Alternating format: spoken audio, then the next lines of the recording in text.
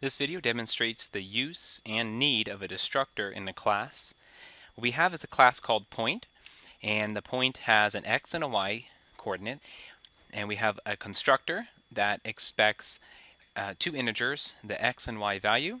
In the constructor, we create a new integer, store the value for the x and for y, and in main, we have a pointer to a point, and we're using a function that will output the memory usage by this program. So we start off by outputting the memory usage, and then we have a do-while loop, in which case we create 100,000 points and then output those points. While we're creating those 100,000 points, we create the point and then we delete the point. So we shouldn't have a memory leak because we delete every point that we create. The do-while loop will continue until the user presses Q, otherwise it will just create another 100,000 points, and then at the end of the program, once again, we output the memory usage.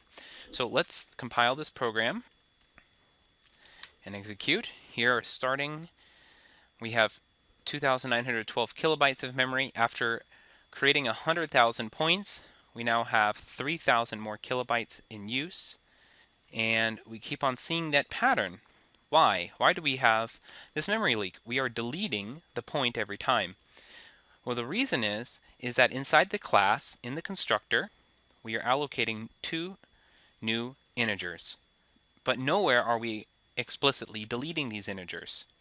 That's when we need a destructor. The destructor will be called every time we delete the point. And when we delete the point, we're deallocating the memory for the point. This destructor will also deallocate the memory for each of the integers that we've created for this point. So here's how we do that. So we put a tilde and we call it point because point is the name of the class, and destructors begin with a tilde. And now we can define that function, the destructor. Again, we have the tilde and then the class name point. And what we'll need to do is, if this x is not equal to 0, then we need to delete this x, deallocating the memory. Now let's just go ahead and quit that program, and we'll recompile, and we'll see if we fix the problem. So now we are increasing by about 1,500, so it seems like we've taken care of about half the problem. The other half of the problem is, of course, y. We've taken care of x, but y is still generating. So I'm going to copy and paste for x and just replace x with y.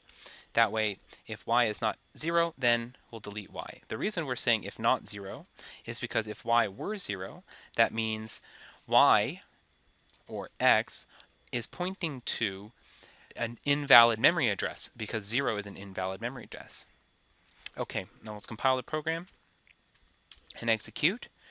And there we go. Our program stabilizes at 2,916 kilobytes. So we no longer have a memory leak because we added in a destructor.